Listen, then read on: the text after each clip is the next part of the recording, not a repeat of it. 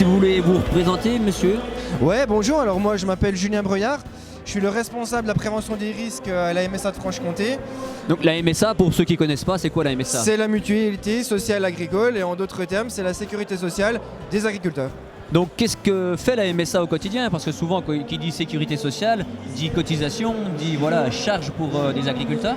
Voilà. Mais c'est pas que ça, j'espère. Non, exactement, c'est-à-dire aujourd'hui, hélas, on jouit d'une image justement véhiculée par le paiement des cotisations, mais ce qui caractérise la MSA, c'est son guichet unique, c'est-à-dire on gère aussi bien tout ce qui est prestations de santé, tout ce qui est les prestations familiales, la retraite et des services comme le mien qui sommes au service des adhérents par exemple la santé au travail, par la prévention des risques et puis par des assistantes sociales et travailleurs sociaux qui peuvent venir en aide aux personnes en difficulté par exemple. Mais alors concrètement, ça se passe comment si moi je suis agriculteur, je souhaite appeler la MSA pour faire, je sais pas, j'ai mal au dos, ou bien pour de la sécurité au travail parce que j'ai un salarié.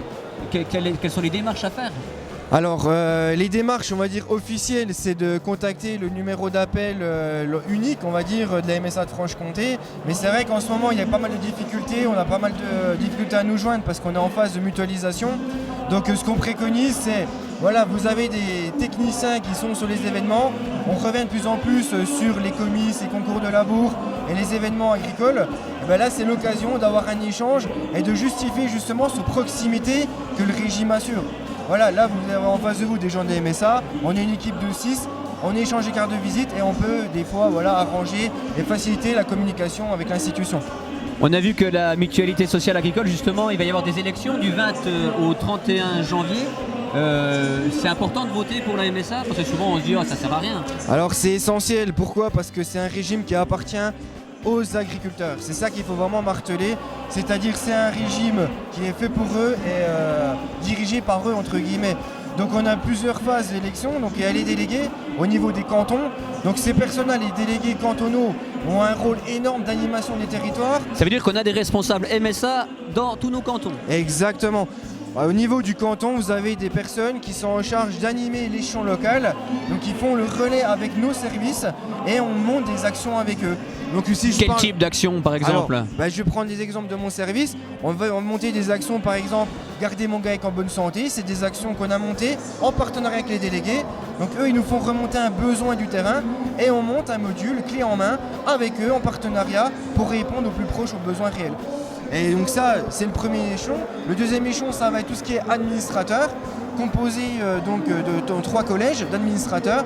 Et là, ils vont impulser la politique vraiment de la MSA. Donc c'est, on va dire, primordial d'avoir toujours des gens investis parce que sans eux, on peut guère faire de choses. Voilà.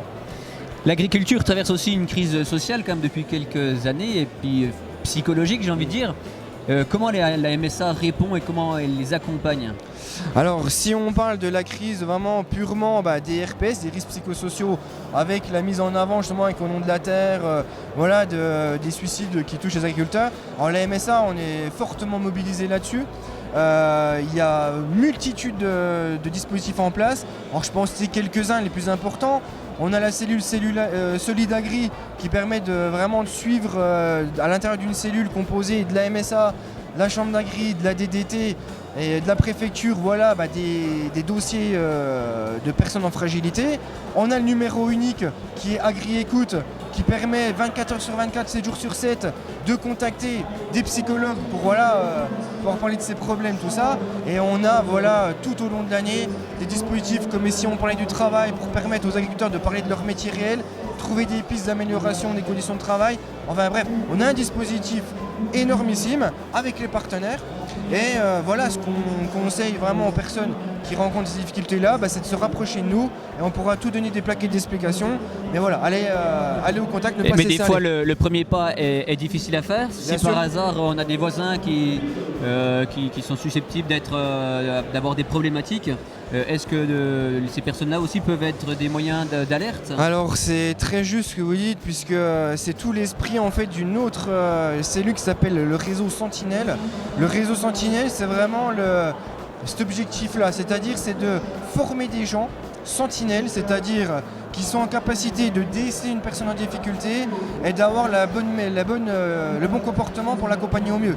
Alors on organise des formations au niveau de la MSA pour former ces sentinelles-là, puisque voilà, il y a des moyens de détection, il y a des moyens d'accompagnement, il faut qu'ils connaissent ces dispositifs en place.